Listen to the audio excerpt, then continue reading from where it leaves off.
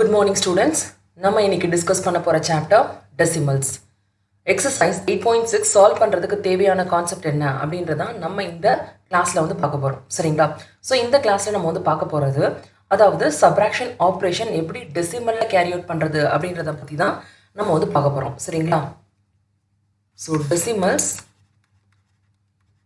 இதோட subtraction process. Subtraction அப்படின்னாலே என்ன பண்ணுறது கழிக்கிறது, அதாவது ஒருத்தவங்ககிட்ட இருந்து எடுக்கிற மாதிரி தான். சரிங்களா? இப்போது ஒரு ப்ராப்ளம் கொடுத்துருக்காங்க அப்படின்னு வந்து அஷ்யூம் பண்ணிக்கோங்க. சரிங்களா? இப்போ உங்ககிட்ட வந்து ஒரு 75 rupees 40 paise வந்து இருக்குது.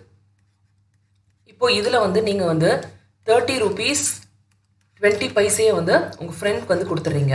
அப்படின்னா உங்ககிட்ட வந்து எவ்வளவு மீதி இருக்கும் அப்படின்னு வந்து கேட்டாங்கன்னா இதை எப்படி வந்து கேரி அவுட் பண்ணுவோம்? சப்ட்ராக்ஷன் மூலமாக நம்ம வந்து கேரி அவுட் பண்ணுவோம். சரிங்களா? ஸோ ஃபர்ஸ்ட் வந்து ஹையர் வேல்யூ என்ன அப்படிங்கிறத வந்து பாருங்கள், 75.40. ஸோ இங்கே வந்து டைரெக்டாகவே டெசிமலில் வந்து கொடுத்துட்டாங்க. ஸோ அதனால வந்து நம்ம வந்து எப்படி வந்து எடுத்துருந்தோம்? 75.40. சரிங்களா?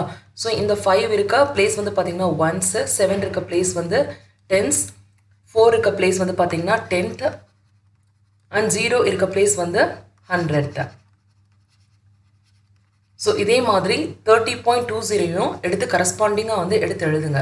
ஸோ 30.20. இப்போ நம்ம என்ன பண்ண போகிறோம்? சப்ட்ராக்ட் பண்ண போகிறோம். ஸோ சப்ட்ராக்ஷன் சைனை வந்து போட்டாச்சு.